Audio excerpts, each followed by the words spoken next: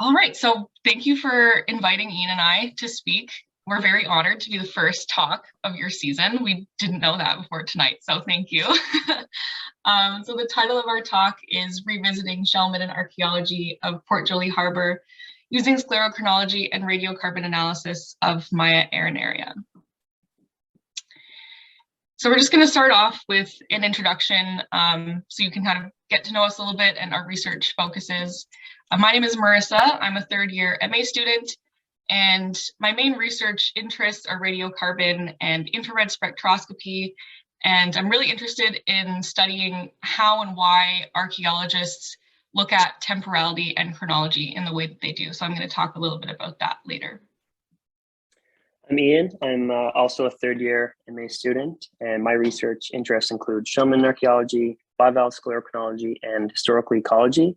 And we are both members of the Memorial University of Newfoundland Labrador Applied Archaeological Sciences Lab in the Department of Archaeology at MUN, an interdisciplinary research group with ties to physics, biology, ecology, geography, and earth science.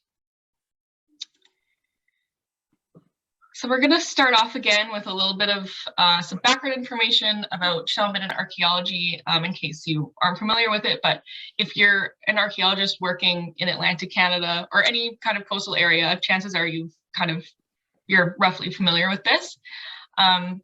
So Shell Middens are archaeological features that are very commonly found at coastal sites across the globe and throughout Canada. And these middens, they are essentially large collections of discarded shell material. So when coastal populations would harvest mollusks for food, they would eat them and then discard the hard shell portion. And that preserves quite well in the archaeological record. And these middens contain, of course, these marine remains, but also terrestrial remains. So archaeologists can use these materials to reconstruct past lifeways. We can try and understand what people were eating, when they were eating it, and where they were doing this along the coast. So within our group, we have some of our other research group members are studying middens in other places in Atlantic Canada and also on the west coast of Canada in British Columbia. And depending on where your site is situated geographically, you're going to see that the contents of the shell midden reflect the local environment. So in particular, you're going to see different shellfish species in different regions. And this is both exciting and challenging because it means that we have to be well acquainted with the growth patterns of many different species if we want to understand them correctly. So our research is situated on the south shore of Nova Scotia, known as M6 to the Mi'kmaq. This is an area of Nova Scotia that has been deeply rooted in Mi'kmaq history and culture. The Mi'kmaq were originally drawn to this region of Nova Scotia around the time when Port Joli Harbor first developed, around 1600 calibrated years before present, due to the extensive clam flats in the area. These clam flats are said to be so productive during the Middle Woodland period that large family groups of Mi'kmaq seasonally occupied Port Joli for centuries, with some sites at Port Joli having evidence of over 1,000 years of occupation. Today, Port Joli Harbor represents the densest concentration of shell midden sites in Nova Scotia, with 21 confirmed sites. So from 2008 to 2012, Port Joli Harbor was the focus of a community-based archaeological project led by Matt Betts from the Canadian Museum of History in collaboration with the Acadia First Nation and the University of New Brunswick. This project focused on uncovering the archaeological record of Port Joli and examining the relationship between the Mi'kmaq and the south shore of Nova Scotia during the late Holocene. Spending 5 seasons of archaeological investigations, this project involved intensive surveys and excavations of all shell midden sites at Port Joli. The project yielded substantial cultural material, including a large collection of lithic artifacts and, of course, shells. The shell midden sites at Port Joli were categorized into 5 distinct types of deposits, all based on the contents and specific soil matrix of each site. For our projects, the shells we examined came from only 3 of these site types. So the first site type from Port Joli is actually completely unique to this region relative to other shell middens in Atlantic Canada. They are characterized as being large, deep coastal shell middens containing dense quantities of whole shells, charcoal, and little to no artifacts. These sites were interpreted as intensive shellfish harvesting and processing sites.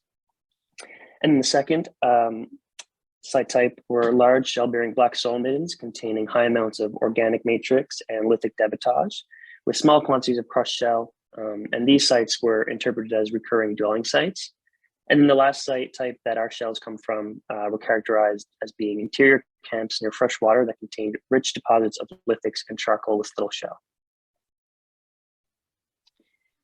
In our talk title, we use this big fancy word, sclerochronology.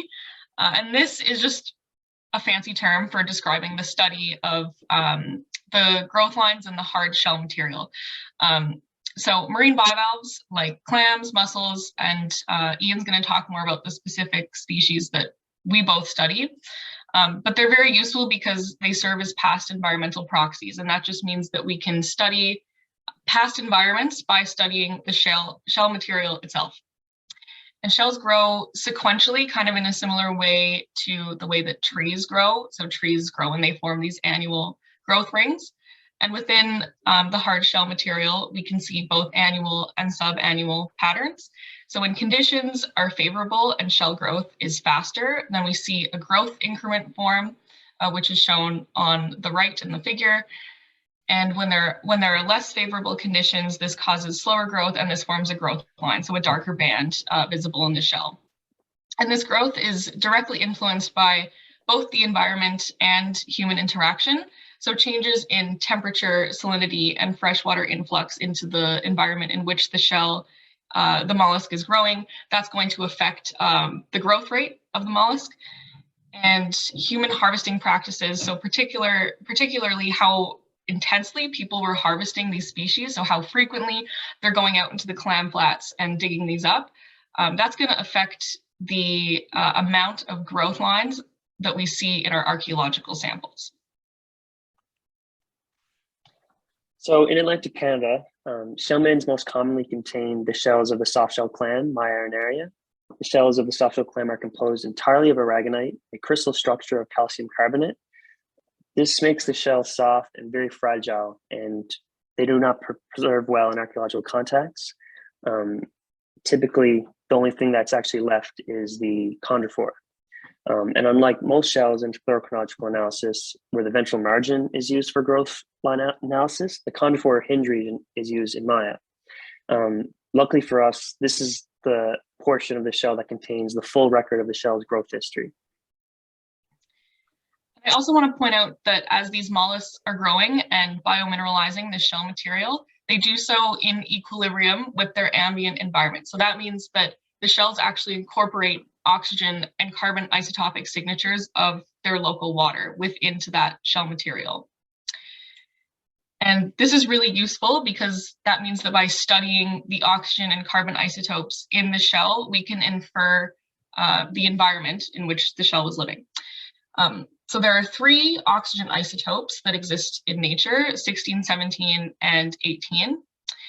And if we study the stable isotopes, 18 and 16, and we look at the ratio between the two, we can actually infer seasonal changes like sea surface temperature. So when we see more negative oxygen 18, that correlates with an increase in temperature and a decrease in salinity. And then conversely, if we see more positive oxygen 18 values, that correlates with decreased temperature and increased salinity. So you can actually take these measurements and put them into a paleo temperature equation and get an actual temperature value out of that, which isn't something that I've done, but some of our other research group members do this frequently. And this is really useful because we can determine the sea surface temperature while this mollusk was living, and we can learn more about our local marine environment. And carbon isotopes, you may be a little bit more familiar with this. This is essentially just radiocarbon dating, but there are 3 isotopes of carbon that exist in nature, 12, 13, and 14. And carbon 14 is an unstable radioactive isotope, so it will decay back down into the stable isotope with a known decay rate. And since we know that decay rate and we know roughly what the levels of C14 should be in the environment at a given time, we can use that information to work backwards from a radiocarbon measurement from a sample and determine, for example, when a mollusk died, which in our case means when it was harvested. And using the two together is really powerful because if we have sea surface temperature measurements, then we can obtain a radiocarbon measurement on the same sample and anchor those environmental data in time. So the collection that we have at Memorial University was provided to us by Matt Betts, which is a result of excavations done during the Dusseault Archaeology project, which Ian spoke about. And our collection represents samples from 6 sites, and the assemblage has remained at MUN since 2014 in the Memorial Applied Archaeological Sciences Lab, tongue twister. But until 2021, we didn't actually have a full inventory of these samples. They were just kind of hanging out in a bunch of boxes in the basement. So Ian and I, a couple summers ago, went in, took all the samples out, washed them, sorted them, and we were able to select shells for each of our projects. So our goal when actually doing this inventory was to identify the exact number of shells that had whole chondrophores, as these are the only shells that we could use for analysis. So in total, the assemblage contained 2,179 shells with whole chondrophores across the 6 sites for Port Joli. This inventory gave us a sense of how many shells we had to work with and how many shells we could use for each of our analysis. So getting into my project, my MA research has been focused on Maya-Arenaria and its specific role in archaeology. In the past, this species has been used for sclerochronological analysis. However, methods used have been flawed due to a lack of understanding what it is exactly we are seeing in the shell. And when conducting sclerochronology on a shell, it is critical to have an understanding of how an individual species grows and what exactly defines a growth line. So my research has aimed to test the softshell clam's utility in rapid age at death and seasonal collection estimates with a new understanding of how Maya-Arenaria grows in order to further understand the role the softshell clam played in the everyday activities of people at Port Joli for thousands of years. So in using Maya-Arenaria for sclerochronological analysis, the species of shell comes with a number of issues that contribute to the shell's readability. The main issue observed is the presence of considerable variation in growth between archaeological and modern shells. Secondly, preservation is a crucial issue that affects readability of growth lines in Maya. Due to this species' fragile shell, as I had mentioned previous, archaeological specimens are often highly fragmented and we are unable to read the actual full history of shell growth. And then lastly, regional and local variability in population growth has been observed commonly. Specifically, I noticed regional variation between shells from Nova Scotia and New Brunswick and Maine, and then as well shells within Port Joli itself. So in order to produce a criteria for regional analysis of shellfish harvesting, 4 independent observers read 100 shells from 6 sites in Port Joli to test how accurately we could determine the age and season of death of the shell. In doing this, we considered 5 main factors that would affect our interpretation of growth in an individual shell. These were the quality of visible growth lines, which shell portion had the clearest lines, so joint versus max length, the relative age, so mature versus senile, and then absolute age and season of death. So shells were classified as fitting one of 3 categories based on level of preservation and readable growth lines. And this is something, as we were going along looking at each image, we call the good, the bad, and the ugly. So the good would be classified as a whole chondrophore with readable growth lines in both the joint and growing edge. And shell A would be an example of that. And then the bad would be a sample with readable growth, either the joint or growing edge. And then the ugly would be a fragmented or whole chondrophore with no readable growth lines, and that would be C. And then sometimes you get a shell that's really, really ugly, and that would be D, where there's some sort of parasite possibly going on there at the top of the shell. And then so what was interesting is that between the 4 observers, the majority of shells were classified as either good or bad. So that meant that almost all shells we examined could actually be used for rapid age at death estimation. So I'm still in the process of going through my data from my rapid assessments, but I do have some preliminary results and observations on the issues of readability in Maya that I can share. Firstly, my iron area can be used for rapid assessment of age, both relative and ontogenic, and it can be used to infer on harvest pressure. However, large sample sizes are absolutely required for meaningful interpretations. Secondly, we observed a clear difference in the quality of readable growth lines between sites at Port Joli. For example, 70% of the shells were read at the join point compared to the maximum axis of growth. And this is a big contrast to what Marisa had said earlier about differences in shells from different locales. So for instance, in the Pacific coast, most shells from our use are butter clams, and they're read at the maximum axis of growth. So this was really surprising, but very interesting as well.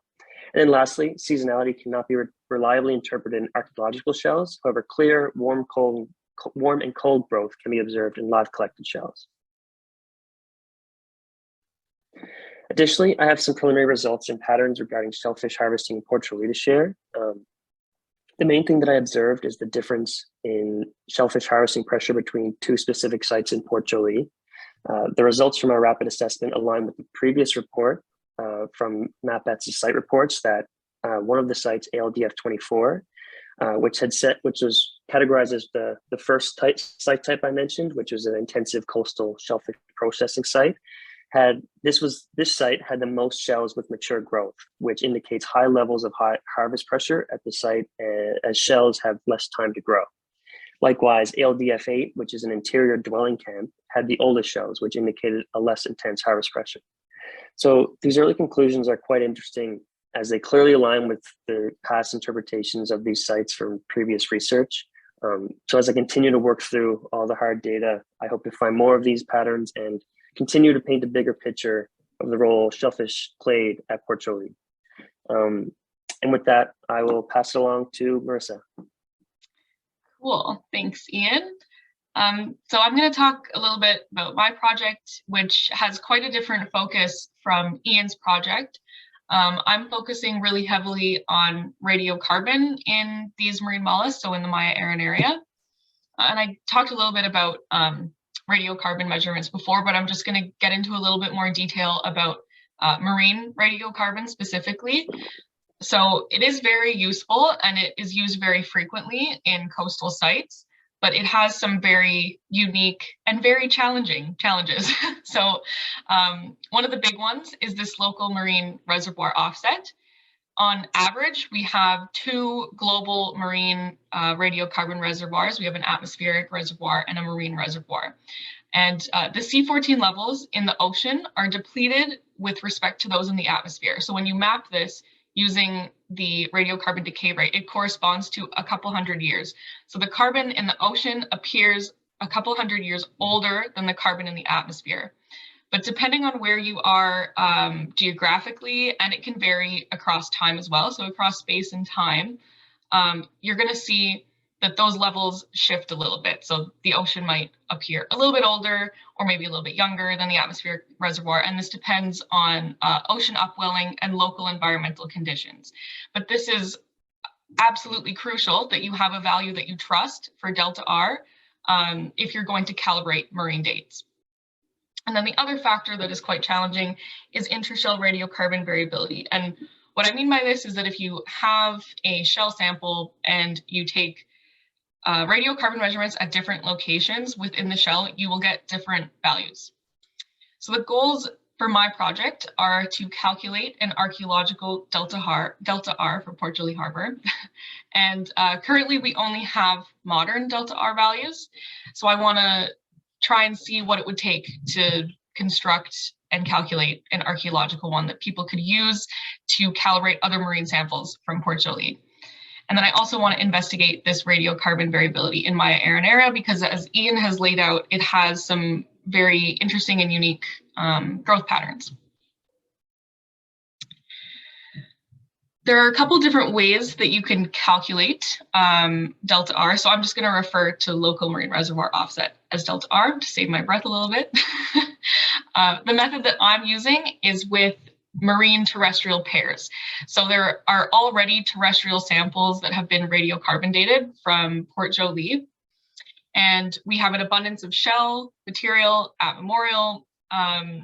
So I'm correlating the two. I'm finding marine shell that corresponds to the archaeological context of existing terrestrial dates. So how you would build a delta R value is you would take your radiocarbon age of your terrestrial sample, and you would calibrate that to the atmospheric curve, and then take that calibrated range and reverse calibrate it and map it backwards to an equivalent measured marine age. Then I would compare that value to the actual measured value that I get from the shell. And that difference is the delta R value. I also want to highlight the existing chronology for Port Joli. So this was published in 2019 in a book by Matt Betts, and this is an excellent resource if you have any other questions or you want to learn more about the work that was done in Port Joli. There's tons of information in this book. So this is the chronology that we have. These are all terrestrial dates, either on charcoal, terrestrial mammal bone, or teeth. And this is pretty amazing that we have a fully terrestrial chronology for a coastal site. Typically, for example, in British Columbia, a lot of those chronologies incorporate both terrestrial and marine dates. But this is very useful for us because we have lots of marine terrestrial pairs to choose from. And this also means that I'm not relying on my marine data to build a chronology because we already have one. Some of the techniques that I'm using, I briefly mentioned that one of my research interests was infrared spectroscopy. So I'm just going to explain this a little bit. It's a materials analysis technique that probes vibrational modes in solids to determine composition and structure. And I'm using this to ensure that the calcium carbonate in the shells that I'm studying are pristine and that they haven't been contaminated. So the most common form of diagenesis or contamination in aragonitic shells is when the aragonite dissolves and is reprecipitated as calcite. And you can detect this by looking at the infrared spectrum. So if I obtain a measurement and I look at where those peaks lie, then I can determine if my sample is pristine or not. And I kind of like to think of it as a fingerprint of my sample. So I'm just confirming the identity of my sample before proceeding. And then, of course, I'm using AMS radiocarbon analysis, and this involves extracting the carbon from the shell calcium carbonate and then measuring the proportions of carbon isotopes by weight separation. And all of our samples are analyzed at the Lalonde AMS lab, and this is a nice picture of their huge accelerator. And just like Ian, I'm still kind of sorting through my data, but I do want to highlight some of the kind of preliminary results that I have. I'm really excited to talk about. So I had 11 marine terrestrial pairs, and I calculated 11 delta R values for the harbor. And they span quite a wide range from -40 to positive 314 years BP. And so this is challenging. Like, this is quite a spread, and it could mean that there is some shift in upwelling or local marine environment within that time frame. But I also wanted to compare it to modern values. So what archaeologists typically do if they don't have an archaeological delta R value is they'll just go online onto the online delta R database, find the location that they're working in, and then pull up the delta R values that are there. So I did exactly that. And these are the 5 delta R values that are closest to Port Joli Harbor. And I just took the average of those, and I get a value that's -88 years BP. So not exactly falling within the range of what I'm measuring.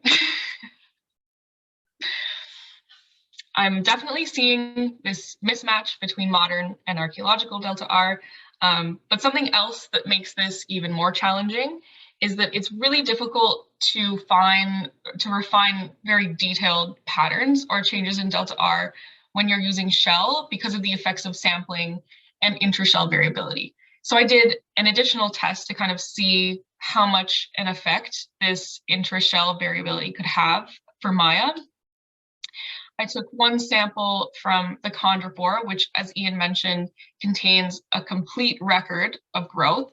So that measurement should reflect an average of the C14 that was that the shell incorporated into its calcium carbonate throughout its whole lifetime.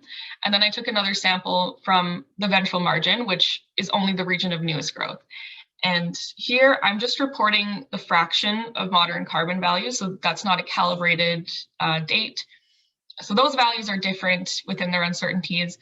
And then I also calculated 2 different delta R's, and I get 2 different values depending on where I sample the shell.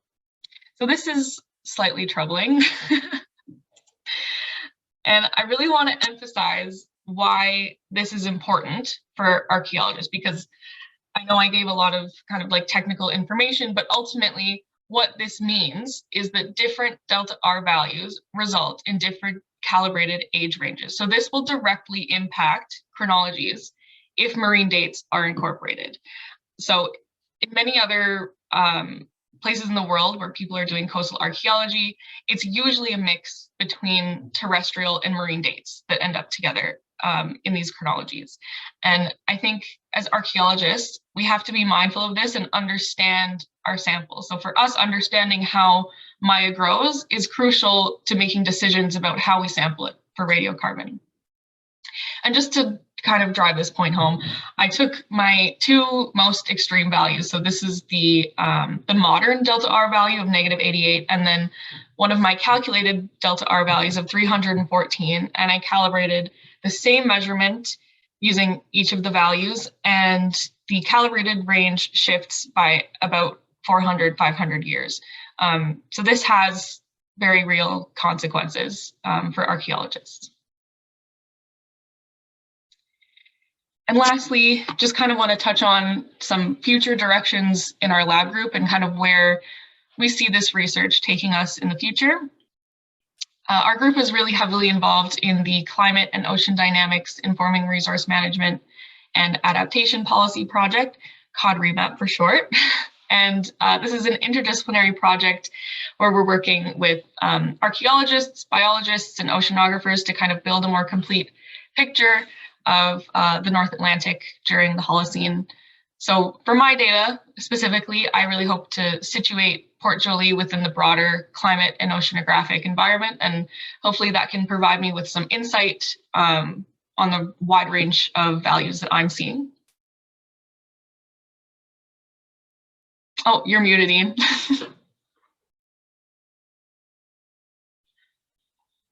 Oh no. There you go. Yeah, and then so future work with Maya, stable oxygen isotope analysis will be employed in future studies to validate the timing of growth line formation and season of shellfish collection. And then for me, I will continue to investigate the relationship between preservation and readability and site substrate to enrich interpretations of settlement and subsistence activities at Port Joli. So just some acknowledgements before we end. We acknowledge that our archaeological materials are from the ancestral and unceded territory of the Mi'kmaq people, and that our research and analysis was conducted on the ancestral homelands of the Mi'kmaq and Beothuk on the island of Newfoundland. And we'd also like to thank Acadia First Nation, Dr. Chris Baduska, Dr. Megan Birchall, and Dr. Matthew Betts, and then the rest of our research group in the Mass Lab. They've all been instrumental in kind of guiding us in our work and providing valuable insight. And lastly, thank you all for attending, and thank you for inviting us. And we look forward to answering any questions that you might have. Thank you. I guess I need to remove myself as host.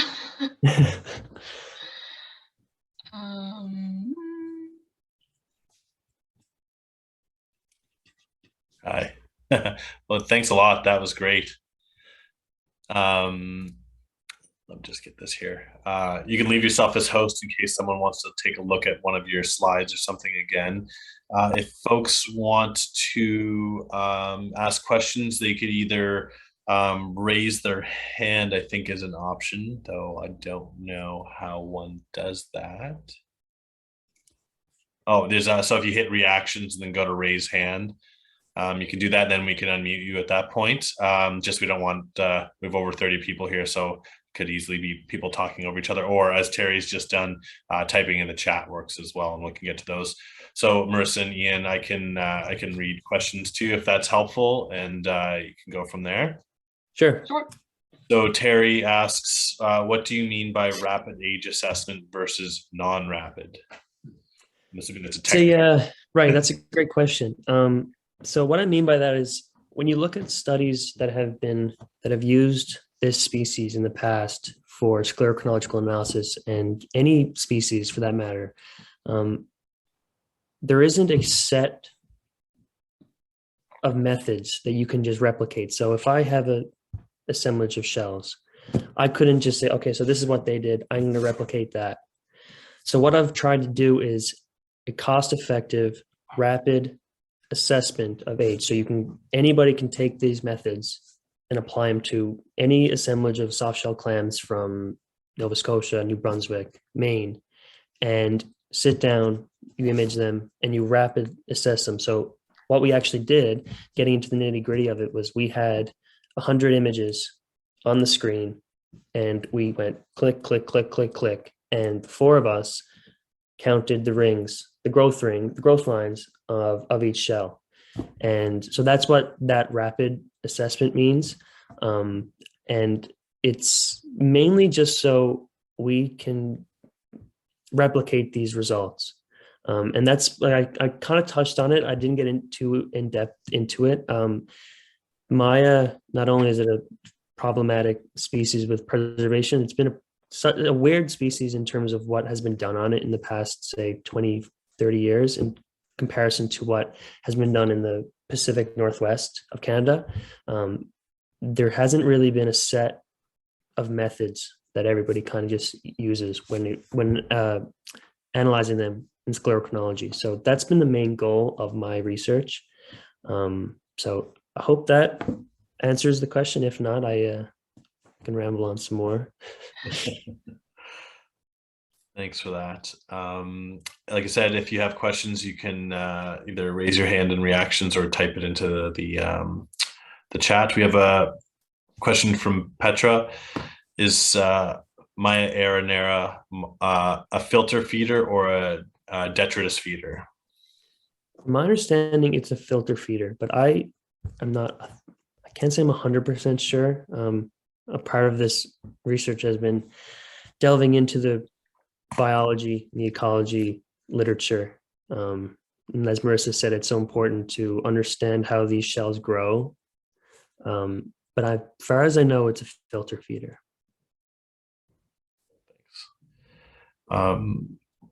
Tanya would like to ask, can you explain how harvesting affected growth? Did it affect growth, or just how larger they could get before being harvested? So how has harvesting affected growth of the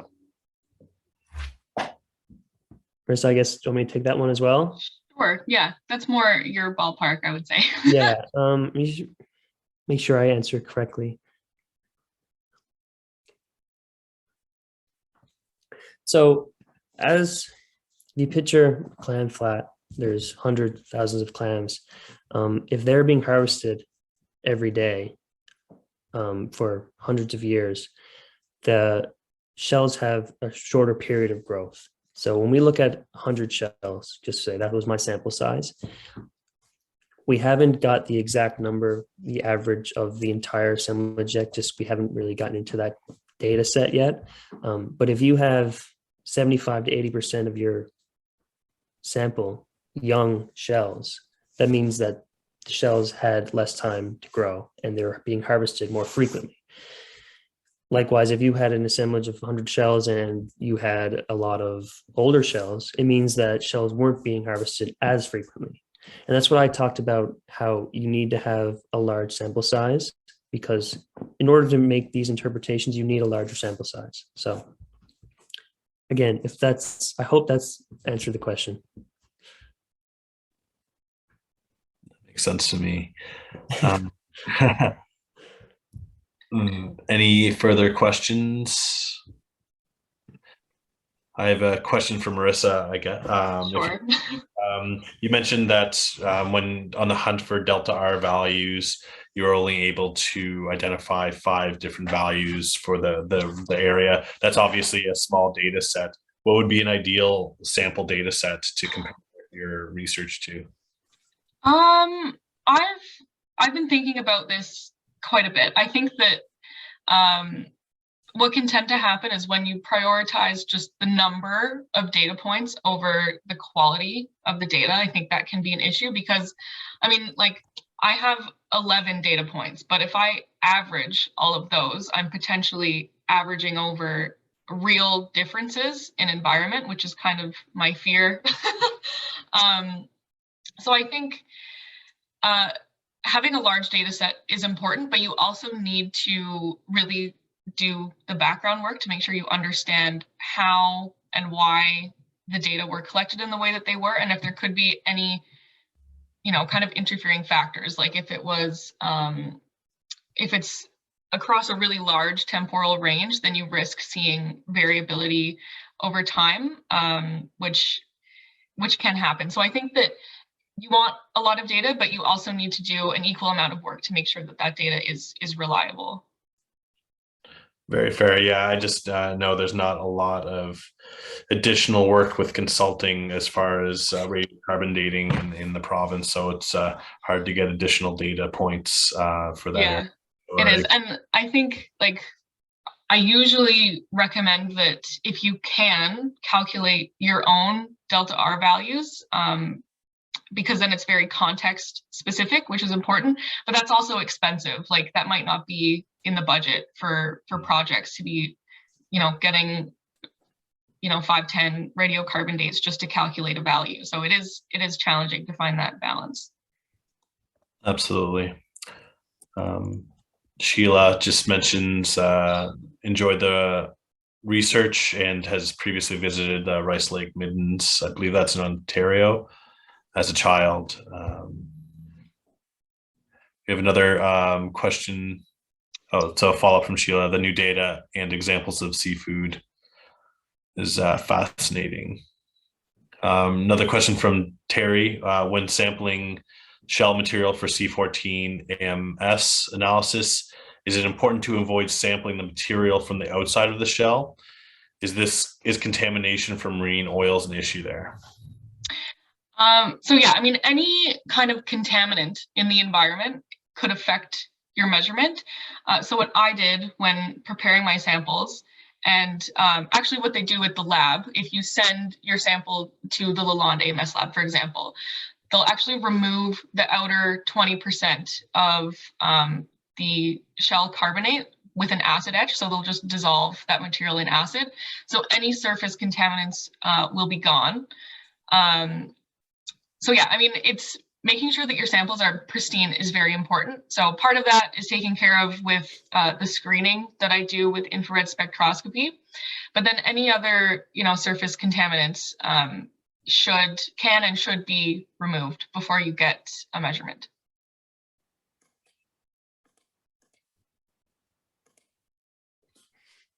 Oh, I need to unmute you. Sorry, I muted myself. This one might be a little bit more for you, Marisa. I was wondering about when you're corresponding your marine shells to terrestrial samples, obviously you have the date of the site and then you have your marine sample from the same site. But a lot of those sites are being used for long periods of time. Do you try to corroborate those samples from similar places in a shell midden, or are you mostly only able to corroborate to the entire site?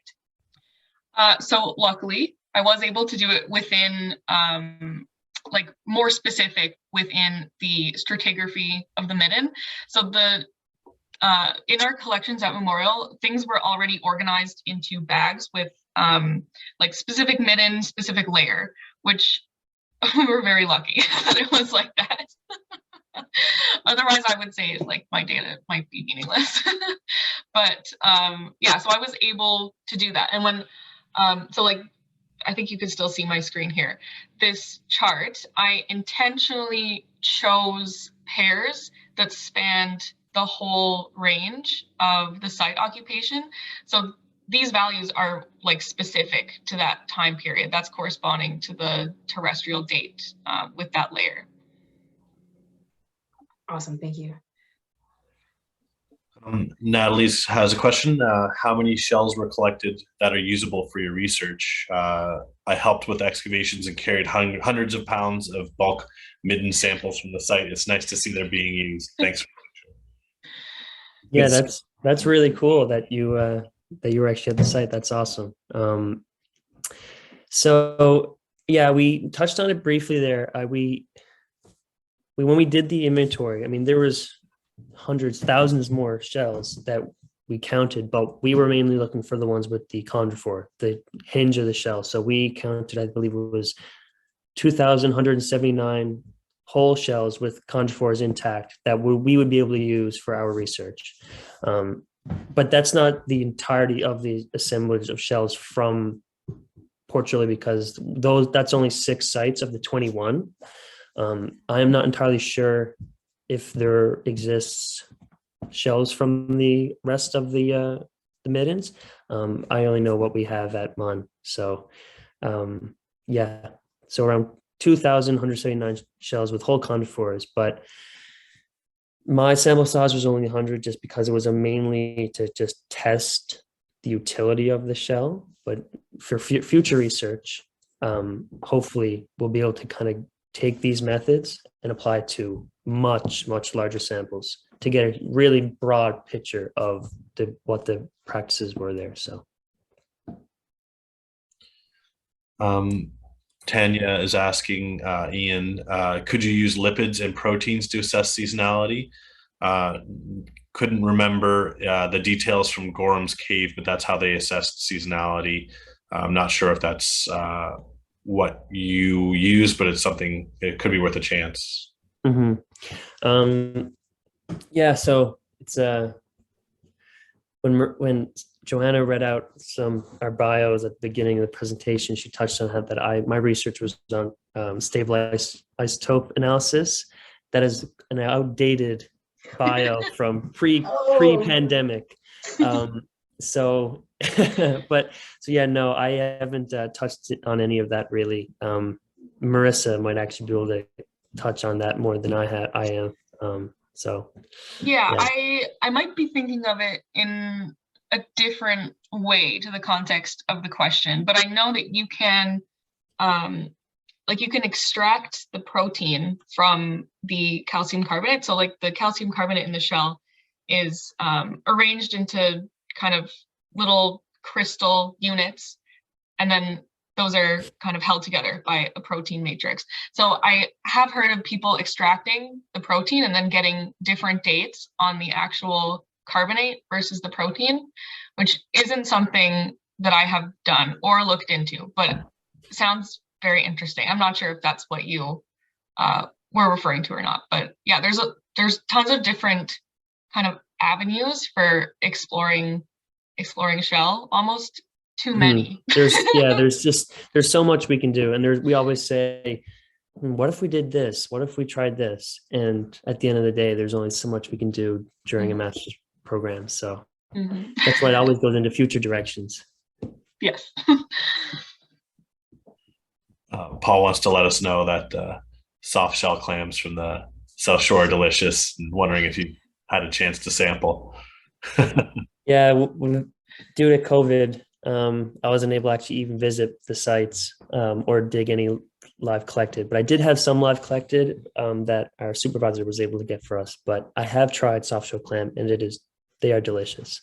Pretty unique experience you folks have had working on this without actually being like throughout COVID. It seems you're in your 3rd year master's program, and essentially that entire time has been under some sort of COVID restrictions. So really unique view I'm sure you have on the whole process. Yeah, it's been a ride. Yeah, definitely. But it seems for both of us that it's all coming together. Very interesting research, and something that's kind of untapped despite the large amount of data that's there with this large amount of material that was recovered throughout the years. So really, really interesting. Unless there's some other questions, I may let you folks go. It'll be a last call here for questions, folks. Okay, it seems like, and we'll see if anyone types anything in as we say bye. But thanks so much for joining us, and thanks so much for the great presentation. Very interesting. I really like the technical ones, and it's a site I'm familiar with, and I think a lot of us are familiar with, and obviously some of us have worked there, even so. Yeah, really interesting to see that work being done there, and thanks to everyone that joined us tonight. This is our first one. We had over 30 people join us from all over Canada and in the United States as well, which is great. So this will be recorded and we'll put it up on our YouTube channel for those that are interested later on. And we'll have another presentation coming up soon, and that one will be in person, I believe. As well as online. So we'll get some more information out regarding that upcoming. But thanks again. Thank you for having us. Thank you. Thank you all for attending. All right. Have a great night. Thanks, guys. Thanks. Bye.